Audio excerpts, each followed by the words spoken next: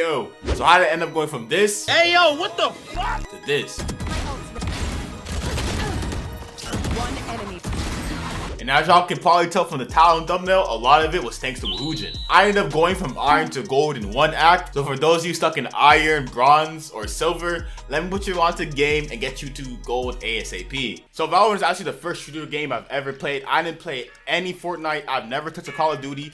I've just been like a 2K player, and I like played Minecraft sometimes. Like, I'm not really a gamer for real, you feel me? So when I first started playing Valorant, bro, I was like a fish out of water, bro. I had no clue what's going on, bro. My aim was terrible, my movement was terrible, everything about my gameplay was terrible. So like, I'm not someone coming from like maybe Apex or some game like that, CSGO, that, you know, hopped on Valorant, hit gold easy, and telling y'all I can get y'all there too. Trust me, bro. WOOHOOJIN is the real deal. He actually gives you the sauce for no matter how mechanically challenged you might be, WOOHOOJIN can get you to gold easily. So first things first, I feel like this is the most important thing to take care of initially. You need to focus on a strict agent pool and a strict role. This is something that he emphasizes a ton in his videos, and I've been binging his videos, I cannot lie. He always emphasizes sticking to a role and sticking to a few amount of agents. You know, if one, it would be better if possible. If you know, stick to 2-3. 2-3 is okay as well. But, you know, for whatever your reasons are, whether you like playing back or, you know, you like influencing the game on controller, just pick a role. Pick 1-2 agents. Don't try to fill for your team. Just insta-lock every single game one of the agents that you're comfortable on. So now as you have the role and agents that you're going to be strict on playing, here comes the next thing that you really need to hone in on. You need to make sure that your mind is always in a good mental space when you're playing the game. Do not just mindlessly play the game for no reason, think that you're going to get better. I was a victim of this. I would just tilt Q for hours and hours thinking I'm getting better, thinking that I'm improving regardless of the outcome of the game. Like, you know, even if we lose, right, I'm getting better. Wrong. You should really focus on putting 100% effort in every game. That means communicating with your teammates, focusing on how you're taking fights, and, you know, overall strategizing to win the game. A lot of times you just get caught into just queuing to think, you know, you're trying to improve, thinking you're trying to get better, maybe trying to get, no, maybe you're coping and say it's bad teammates. Another thing about teammates, you cannot control who Riot Games puts on your team. Sometimes you're gonna get the 1 in 25 jet on your team, but you just have to literally just exit out your mind, because I'm telling you, over hundreds of games, over tens of games, the teams do balance out. And if you actually deserve to climb and you actually deserve to promote, Riot's system isn't broken. There's a reason why better players are usually in higher ranks. You never see someone who generally deserves to be in higher rank stuck in one, you know, a lower rank, a much lower rank for too long, unless they are just have, as I said before, very bad mental. I was a victim of this. Honestly, mechanically, I could have been gold probably a long time ago, but I let my mental and my pettiness hold me back. I know, see, for me personally, I am very petty. If my teams are talking crap or whatever, I just let the negativity get to my head, and I'm like, oh, I don't care about this game. Let me just throw it. You know, I don't care. Let me start trying. Let me turn on comms, whatever. Let me queue without comms, because comms are useless. As soon as you start getting these toxic ideas in your mind, you need to stop queuing, go play unrated, swift play, go do whatever hobby you got, whatever else, because playing ranked when you have bad mental is just never the way to go. And for the third thing that you need to focus and hone in on to improve your Valorant gameplay to get you to gold is mechanics. Mechanics include your aim and your movement. I feel like the first thing that really helped me improve my gameplay is not focusing so much on aim, also being aware of my crosshair placement. This is really good to practice in like death matches, always thinking of where to put your crosshair, where the next enemies could be peeking you from. Because a lot of times when I first started playing the game, my crosshair was just everywhere. It was on the floor, you feel me? It was in the sky. I was trying to aim for like LeBron James, bro. I was trying to aim for Shaq.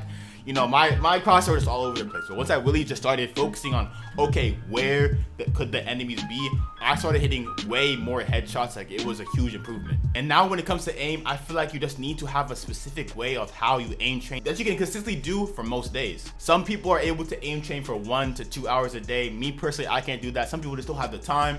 So as long as you have some sort of routine that will help you improve your aim, I feel like that's good enough to hit gold. So for me, I have an aim labs playlist that I basically use every day.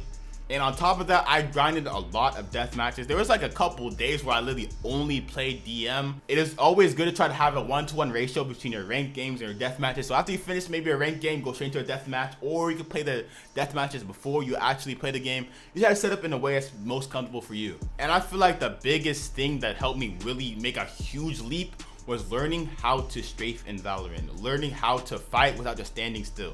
When I first started playing the game, even when my aim started improving, I was just an easy target. I would just sit still, aim like this. You know, I wouldn't strafe, I wouldn't move my body, I wouldn't make myself a harder target to hit. I would just stand, you know, and not even move. So basically what I ended up doing is whenever I training in the range, whenever I would be, basically like whatever would be in the range, I would always practice strafing. This is something that you can't practice in aim blast, which is why I feel like the range and death matches are so important, because you need to practice strafing. If you do not strafe in the gunfights, you're gonna get laid out every single time you take a fight, you know? So yeah, or to not lose out on these gunfights, I'm gonna really put you on to my full aim training routines that I've taken from different people, you know, VCT winners like Durka and WOOHOOJIN, obviously, and things that I just developed by myself that has been helpful for me. And started off, I start with just the normal boss just laid out like this, and then I just cleared them from left to right. You know, with Vandal, just one tap, and then with Phantom, you just try to, like, you know, one tap burst fire pretty much, and that's all you do from left to right. That's all you do, just clear it like this. Speed is important. It's not as important as accuracy. I always, you know, when you're practicing, try to focus on the accuracy of your, you know, your accuracy rather than the speed, because honestly, getting to gold, you do not need to be an insane, like, you know, you don't have to be 10 to get to gold. You just have to be consistently good at taking fights and be able to hit your targets. That's pretty much all you have to do. So yeah, I go from left to right, clearing these. I do that for about 3 to 5 minutes, you know, depending on how long I plan on warming up or training.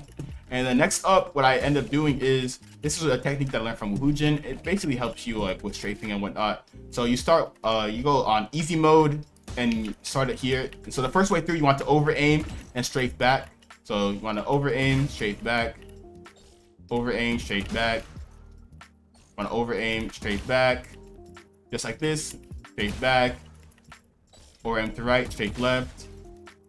Over aim to left, straight right. So pretty much do that back in, you know, for the 30 bots, and then you run it back again, but this time you want to under aim. Same idea, under aim, straight to the left or right. It's pretty simple. Ooh, I haven't done this. I've honestly, ever since I hit gold, I've stopped doing this as much. But definitely when I was getting up to gold, like from iron, silver, and like iron, bronze, especially, it was really helpful. So yeah, just under aim, straight to right or left, under aim, straight right or left. Under aim, straight right or left, and it's pretty easy. It's not like too difficult, so you can get a lot of reps in, and it doesn't feel too tasking. And then for the third thing that WOOHOOJIN recommends is, you know, quick burst fires like this. So basically, you want to line up two bots that are close to each other, and you want to just two tap them like this, like so. You know, these two are, you know, like that. So I just like go back and forth, finding like the ones that are close enough together. You know, you prefer them to be closer. So like these are all honestly kind of like too far. I just like try to eliminate some to get like one that's closer. So like here is like better. Yeah, it's like a 2-tap. This helps you with your target, you know, target selection, be able to switch your crosshair, because like a lot of the fights you can take, you know, that's like really helped me be able to like go from like okay and like getting my 1 to like getting my 2, getting my 3s, being able to like change my target selection pretty much. So basically, you just go through here, try to choose the 2 bots that are close to each other like this, and then just 2-tap them pretty much. That's all you do for that. And then getting into my personal, what I do personally, what I've developed is, you know, you want to start out with a deagle, and you want to go on eliminate 50. Once you get on eliminate 50, you want to go in the middle like this, and this will really help you like practice your movement. This is what really got my movement really seamless. So basically, whenever you know gunfight, you don't ever want to be standing still like this. You always want to be, you know, burst fire like this. So first of all, get like used to be able to do this, like this motion between the log. But once you're able to like do that and not have it like go array like that one, you see how that one's like up there, you want it to be controlled like this. It's like this. So once you got that, you know, down, strafing, don't counter strafe, don't need to unless you already know how to counter strafe, but just strafe. It's literally just holding the W and S key. That's all you're doing, and then letting go whenever you're ready to shoot. That's all it is. So now that you have, once you get that down, just get to the range like this. You have the bot set up, and basically I just never stop moving. Always my crosshair, just never stop moving whatsoever. No stopping whatsoever. Just go from next bot, like that. And then I do this for, you know, as I play Jet, I use knives for this. I also use Phantom and Vandal. Whatever guns that you're comfortable with. I wouldn't recommend using a Spectre for this because I want to really go for accuracy. You don't really need to trade to use a Spectre anyways, like bullshit weapon. But yeah, and then once you finish that, switch to a Vandal, becomes even easier. And yeah, the reason why I do the Deagle one is because it's a very important eco weapon for me, and it's also my pistol buy. So, you know, if you prefer the ghost, you know, you can also use the ghost as well. That might be, you know, better for you if you're just more used to using the ghost. But I'm a deagle enjoyer. I play Jet, so, you know, deagle pretty broken. And then I know, of course, go to knives to play Jet. But that's pretty much what I do for that. And then to work on my, you know, how I peek, I go here and work on shoulder peaks. So yeah, just be able to like identify where the things are, and just try to like work on making unfair fights for the enemies. Because like when you just widescreen like this, it's easy just to get killed like that. You just to get wiped out. But if you're able to jiggle peek like this, and you know, like go back to cover and whatnot, like that. And, you know, sometimes the lineup for this is like not the best, like for like we're trying to practice. That's when I go over to here. I just set up practice. Then I work on peeking from this angle, right? So I go from out to in, so you see that there. Go out to in. Just working on peeking. And yeah, that's pretty much my entire aim routine. That's like everything I do on a consistent basis. It is, you know, being in the range honestly helped me improve more than aim labs. Aim labs did help me improve my raw like mouse movement, but really getting into the range, working on strafing, working on my gameplay is what helped me improve the most, I would say. But definitely both were important to how I improved so quickly. So yeah, all those tips I feel will help you improve a lot on your mechanics. And last but not least is util usage. Really understanding and grasping what your util is supposed to be used for.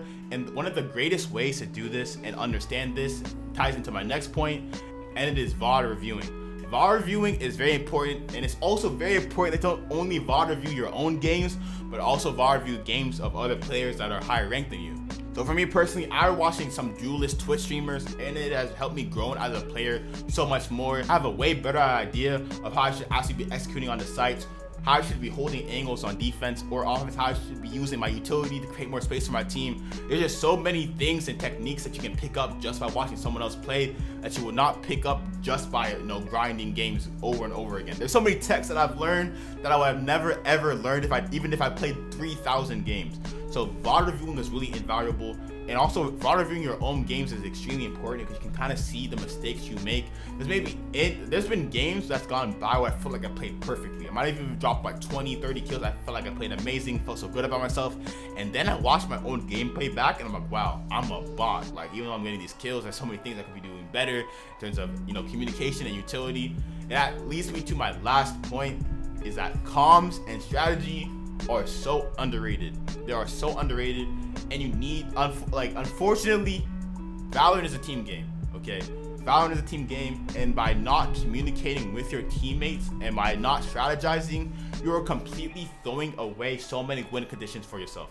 Just relying on your mechanics and aim alone narrows the chance that you have to actually win games. Because what if the person on the other side of the screen that's playing against you has better mechanics than you?